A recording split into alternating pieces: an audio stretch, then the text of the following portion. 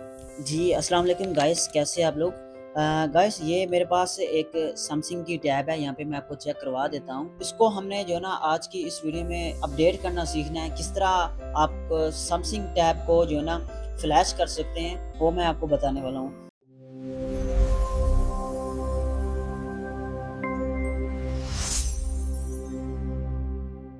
तो अगर आप नए हैं, तो चैनल को लाज़मी सब्सक्राइब कर लीजिएगा। चलिए स्टार्ट करते हैं। देखें, सबसे पहले नंबर पर ये है कि किसी भी सैमसंग की मैं बात कर रहा हूँ, सैमसंग की टैब हो चाहे फ़ोन हो, उसका जो तरीक़ेकार है वो सेम टू सेम ही है। ठीक है, आपने जस्ट क्या करना है, आपने टोटल 3 चीज़ें देखनी है। पहली चीज़ आपने क्या करना है, एक तो यहाँ पे आपने अबाउट वाले सेक्शन में आ जाना है और आपने इसका ये जो मॉडल होता है ना, वो आपने चेक कर लेना है। आपने यहाँ पे डिवाइस नेम नहीं देखना, ठीक है? आपने मॉडल चेक करना है, ये मॉडल कन्फर्म हो गया। अब यहाँ पे आपने क्या करना है, आपने दूसरा ये चेक करना है कि इसकी बाइनरी कौन-सी है। यहाँ पे ये बाइनरी चेक करें, ये जो बिल्ड नंबर होता है, इसके नीचे एक बाइनरी नंबर होती है, U0 है। यानी कि U जो 0 है, वो इसकी बाइनरी है, यानी कि 1 भी नहीं है। तो यहाँ पे हमने 2 चीज़ें चेक कर ली। और तीसरी चीज़ ये है कि आपने यहाँ पे जितनी भी सैमसंग टैब होती है या सैमसंग फ़ोन होते हैं, उसको फ्लैश करने के लिए हमें सबसे पहले जो है ना उसको डाउनलोडिंग मोड में लेके जाना पड़ता है, ठीक है? अब सबसे पहले तो हमने इसकी ये फ्लैश फाइल डाउनलोड करनी है। उसके लिए आपने क्या करना है, आपने आ जाना है यहाँ पे गूगल पर और यहाँ पे आपने सर्च करना है। सिंपली ये जो मॉडल है वो आपने सर्च कर देना है। ये चेक करें, ये मैंने मॉडल सर्च कर लिया है, ये वाला।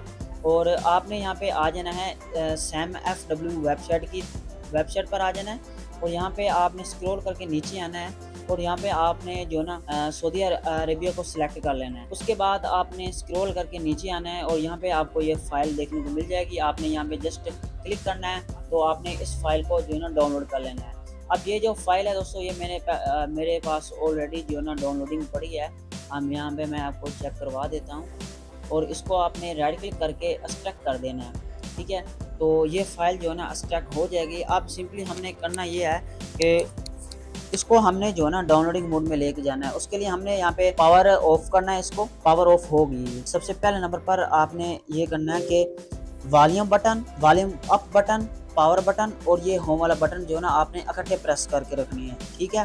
ठीक है, अब यहाँ पे ये चेक कर सकते हैं, ये जो है ना ये आ चुका है दूसरा रिकवरी मोड में, लेकिन हमें रिकवरी मोड में नहीं जाना। उसके लिए हमने क्या करना है, हमने दोबारा जो है ना यहाँ पे रीबूट करना पड़ेगा हमें, या अदरवाइज़ एक सेकंड रीबूट करवाना होगा, क्योंकि यहाँ पे जो ना हम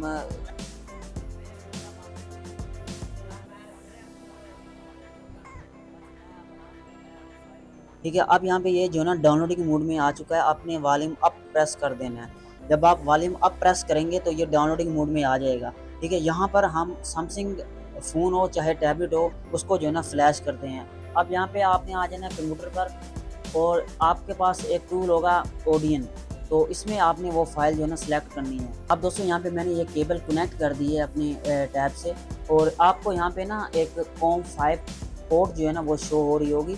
आपने क्या करना है, यहाँ पे एपी के जो फ़ाइल है उसको आपने सेलेक्ट करना है। यहाँ पे मेरे पास ये जो फ़ाइल है ये डाउनलोडिंग में पड़ी है, तो ये एक्सट्रैक्ट होकर डाउनलोडिंग में पड़ी है, इसको आपने जो है ना सेलेक्ट कर लेना है, ठीक है? ये सिलेक्ट हो चुकी है।